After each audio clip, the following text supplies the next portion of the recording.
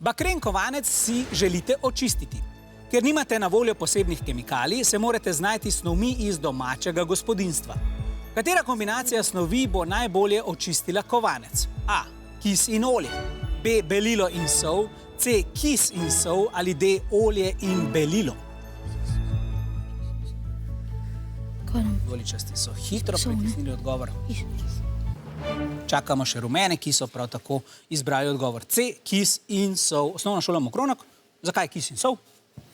Zdi se nam, da najbolj razgradi, uničite te stvari. Vijoličasti, vi ste zelo hitro pritisnili, imate izkušnje s kisom in soljo? Ne, v bistvu. Ne, v bistvu ne. Zakaj pa ste izbrali to kombinacijo? Kis je ponavadi za rjo pa take stvari, Aha, pa je dobro čistilo. Pač hitro, pol je ne? pa sol, nam se je zdela boljš kot olje. doma mečkano zasolimo, ne? Hrane boljše soljo, morda pa tudi čistila. Dobro razmišljanje. Ja, cente uporabljamo čedalje manj, a vseeno je lepo, če so čisti. Večina centov, ki so že nekaj časa v obtoku, ima temne madeže spojine imenovane bakrov oksid. Ta se raztaplja v vodi, vendar to običajno traja dalj časa. In mi tega časa nimamo. Postopek pa lahko pohitrimo s pravo kombinacijo domačih snovi. Preverimo po vrsti, katera bi bila najboljša. Najprej imam kis in olje, kar je bil odgovor A. Kovanec kar pomoči vnotri. Ja, jaz si bom umazal prste, ampak upam, da bom s tem tudi ščistil kakšen kovanček. Pa podrgnimo s tole vatirano palčko.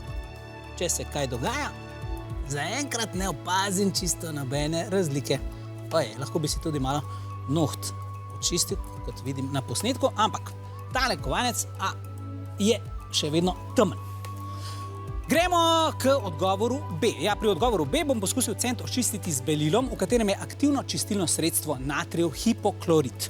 Takole, kar dobro bomo premešali in spet poskusimo s tole vatirano palčko dobro očistiti stvari.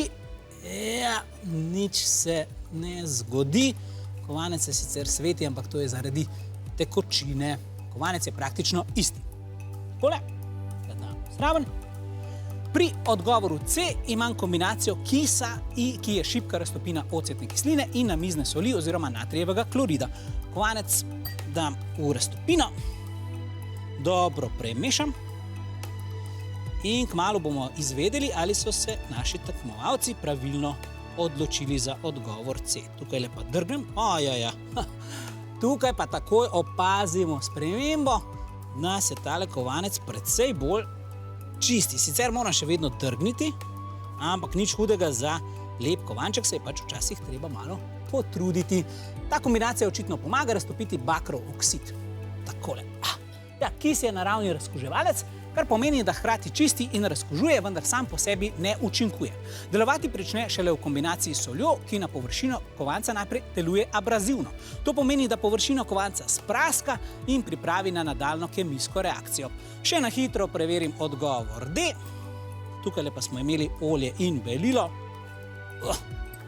Dobro premešamo, podrgnemo in takoj vidim, da tale kovanček ostaja temen. Ja, kovanec zasije samo v primeru, ko imam kis in sol. Pravilen je bil res odgovor C, ki je po 5 točk prinesel obema ekipama.